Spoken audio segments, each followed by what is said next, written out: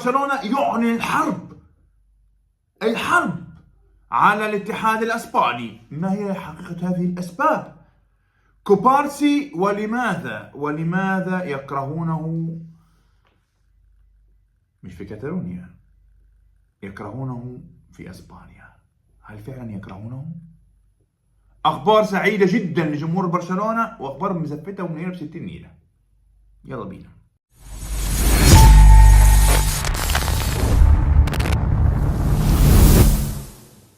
هلا والله، اهلا وسهلا بكم حلقه جديده على قناه عبد الكريم. انتظرونا اليوم في حلقه مهمه جدا عن مباراه العراق واخرى عن الاخضر السعودي باذن الله تعالى. لايك الحلقه وشير ليها. نزلنا حلقه على قناه كوره بس واحد خاصه بتفاصيل معينه عن تشاوميني يتحدى السيتي، لجنه الحكام تهاجم الريال، ولماذا اكره يامال.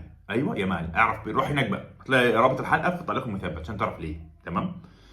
حلقه اليوم انا هبدا بخبرين، في خبر حلو لجمهور برشلونه وخبر وحش لجمهور برشلونه. ابدا بايه قول لي. خليني ابدا بالوحش اديك بعدين الحلو. ماشي. الوحش يا باشا، الماركه كاتبه ان تجديد روبرتو معلق. مين؟ سيرجيو روبرتو معلق. فاهمين؟ في النص ولا علقت انت فوق ولا تحت، في النص كده مش عارفين هيجددوا له مش هيجددوا له. تجديد سيرخ روبرتو معلق. النادي يقدر ادواره. ولا احنا ادوارك 100 100 احنا مقدرها، بس ايه اقلب وجهك خلاص. يور تايم فينيش. يلا ازلف. النادي يقدر ادواره داخل الملعب وخارجه. طب انا فهمت داخل الملعب، هو اصلا طول الموسم ما بيلعبش، مصاب، ولما بيلعب بيجيب العيد وبيعمل مباراه 2 حلوين يعني بيذلنا بيهم طول الموسم.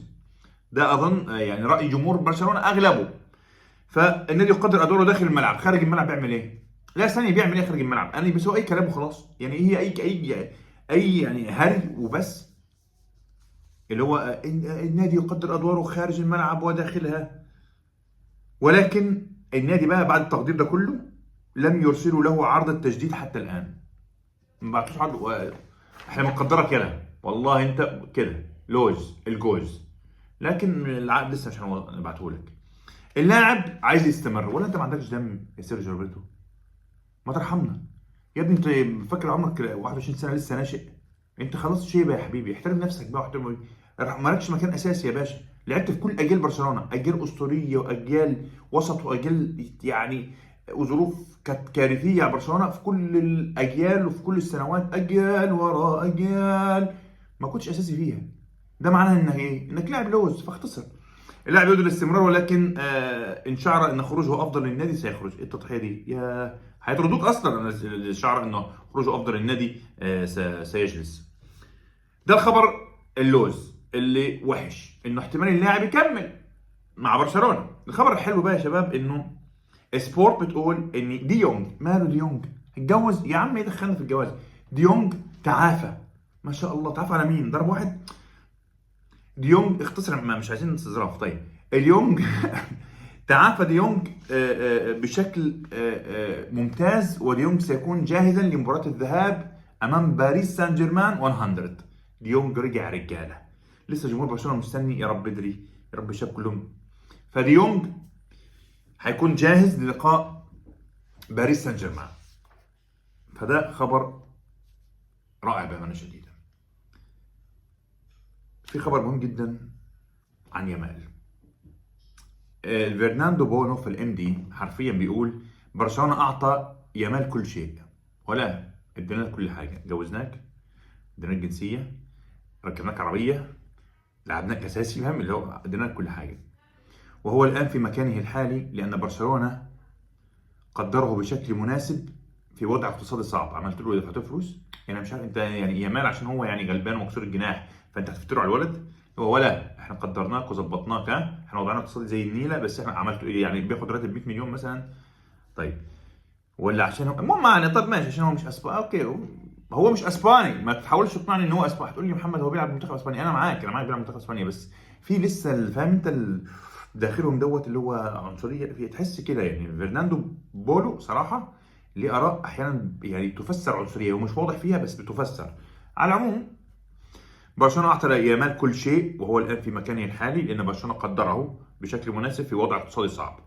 لذلك على يامال ان يفكر في برشلونه ويفعل ما هو افضل للنادي. يعمل ايه؟ ويرفض الذهاب للاولمبياد. مع هذا الاتحاد يجب ان لا تثق كثيرا.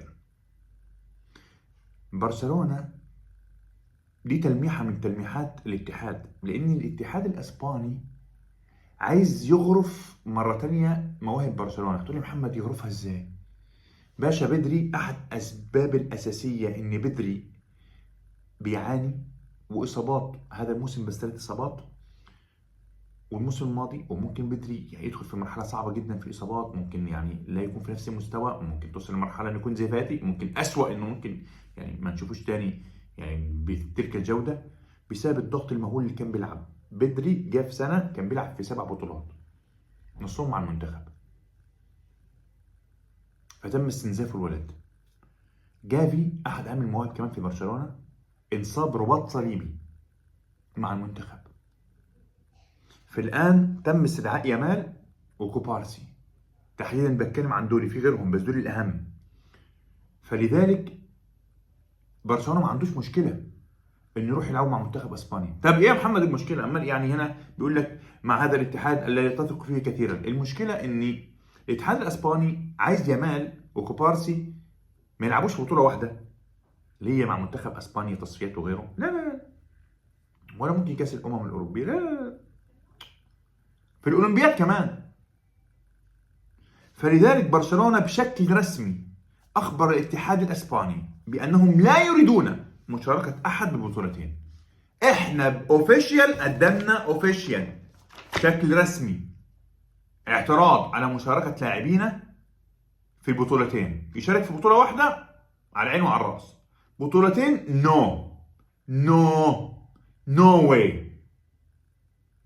انا شايف ان ده حق برشلونة، لاني انا قلت لكم في البدايه انه في درسين قدامهم، والاداره هتكون غبيه لو ما اتعلمتش من الدرسين دول موهبتين مهمتين. واحد رباط صليبي يا شباب، يجي لاعب رباط صليبي لسه صغير كده، يعني هتقول لي ما اسينسيو كان صغير وجاله رباط صليبي. اسينسيو لما جاله رباط صليبي كان يعني 25 26 الجو ده، لو انا اتذكر بشكل دقيق. اما بتكلم على جافي عمره كام سنه جاله رباط صليبي، بدري عمره كام سنه والولد مات بيموت في الملعب.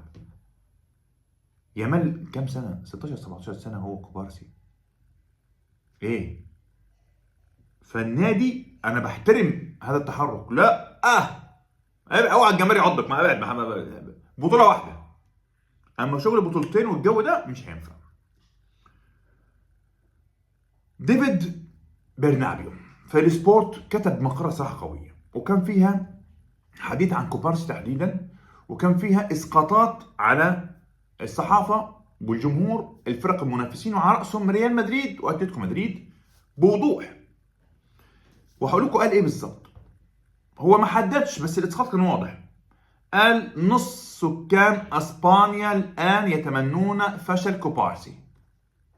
قال انتوا ازاي وطنيين؟ ده منتخب اسبانيا الماتادور، ازاي تتمنوا انه لاعب في الماتادور انه يفشل؟ لكن هو بيقول نص سكان اسبانيا الان يتمنون فشل كوبارسي، وذكر عبارات.